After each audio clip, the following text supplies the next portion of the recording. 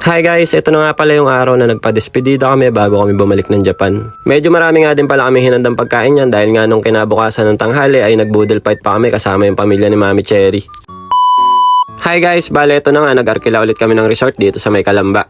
22 hours nga pala yung pagkaka-arkila namin dito, bali gabi pa lang pumasok na kami mga alas 7 tapos kinabukasan nata ng alas 5 ng hapon kami lumabas. Mura nga lang yung pagkaka-arkila namin dito dahil kakilala ng classmate ni Mami Cherry yung may-ari ng resort, nasa 8,000 lang ata to, 22 hours na. Tapos ito pagpasok nga namin sa lobby, nasa kyaso na namin yung mga dala namin pagkain, tapos yung mga na-order din namin na pagkain kasi meron na din kaming lutong pagkain na dinala nung araw na yan. Siya nga pala kay Ma'am Myla Labar ulit namin in-order yung ibang pagkain dito kasi nasarapan talaga kami sa mga pagkain nila nung nag-cater. Tapos ito nakakatawang part sa cake ng Red Ribbon so surprise sana nila ako dito dahil nakalagay dyan yung outro ng vlog namin. Yun nga lang nung in-order na yung cake sa akin, tinanong nung pinsan ni Mami Cherry kung anong spelling nung outro ko, kaya yun nalaman ko kagad.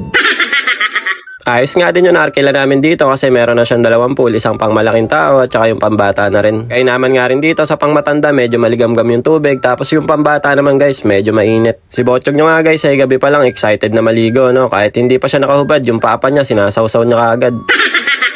Nung nalaman nga ni Ate Sauri na mainit nga yung tubig yan, naligo na rin siya. Kaya lang si Botchog, pinakaramdaman muna namin kung giginawin ba siya. Pero kaya naman niya yung tubig guys daig pa nga niya yung ate at kuya niya kasi lamigin yung dalawang bata na yan. Si Botchog guys ay matibay sa tubig yan Botchog! Walang takot sa tubig si Botchog guys.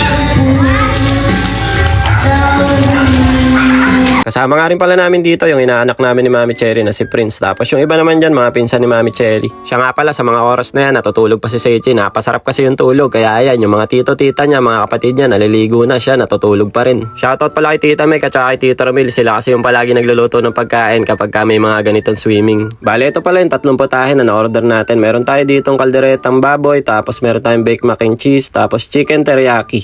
Tapos yung iba naman pagkain dito na lang namin niluto sa resort para hindi kulangin yung hapunan natin kasi medyo marami din kami nung gabi na yan guys Tapos ayan, nung nakompleto na nga lahat at nagdatingan na rin yung mga iniintay namin, ayan, nagsabay-sabay na rin kami nagsikain. Sayang nga lang guys, hindi nakapunta yung mga pamilya ko sa Bulacan kasi ini-invite ko sila sa despedida na to. Yun nga lang, may mga pasok sa eskwelahan yung iba tapos may mga pasok sa trabaho kaya hindi naman sila nakapunta. Pero okay lang yun, at least nakadalaw tayo sa Bulacan kahit na 4 na araw lang.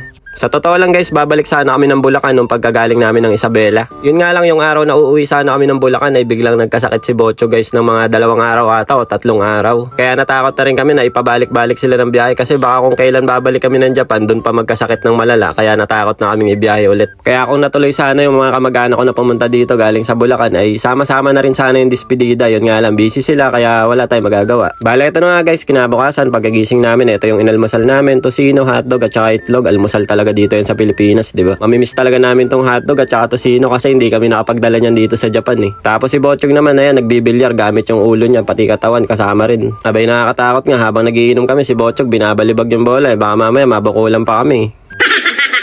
Tapos eto, habang naghihintay kami ng pagkain, sinulit na rin namin yung swimming pool dahil nga hanggang alas 5 lang din kami dito ng hapon. Si Botchog guys, halos kakagising pa lang niya, naglublob kaagad sa may tubig. Medyo matagal din yung preparation ng huling pagkain namin dito kasi magbo-boodle fight nga kami, kaya kung ano-anong ulam ngayon niluto, meron pa nga dito guys, papaitan. Tapos ayan, nagready din kami dito ng pakwan, liempo, tilapia, talong, tapos yung mga sausawan. Tapos eto, nung patapos na nga lutuin lahat ng ulam, niready na din yung mga liempo, tinipak-tipak na ng maliliit, tapos niready na rin namin yung mga daon ng saging. Grabe nga yung effort ng mga pinsan ni Mami Cherry dito guys, so talagang dinisign pa nila yung ngek-ngek natin para tuloy tayong nasa Siargao bago mag-boodle fight. Yun nga lang guys, ang kalaban natin dito yung mga langaw. Habang nagpe-prepare kasi kami ng pagkain, dumadapo yung mga langaw, kaya yun, taboy kami ng taboy At eto, nung natapos na nga mag-ready ng pagkain, syempre nagdasal muna tayo ng konti para pasasalamat sa blessing na natanggap natin dito sa pagkain. Tara, kain na tayo guys. Itadakimasu. Medyo masama pa nga yung panahon ng araw na yan, kaya nung nag-prepare kami ng pagkain dun sa sa may bubong. Buti na nga lang nung kakain na kami, medyo umaraw na, kaya yan, ang sarap kumain kasi maliwalas, maluwag at maliwanag. Ang sarap talaga mag-boodle fight guys, lalo na kapag sobrang dami nyo. Masasabi mo talaga sana araw-araw na lang may ganito kung hindi lang sana nauubos yung pera. Grabe si Botcho guys, binanatan niya yung pansit at saka yung pakwan, yun yung tinira niya dyan nung kumakain kami. So paano guys, hanggang dito na lang muna. Sana nag-enjoy kayo sa mga vlogs natin sa Pinas.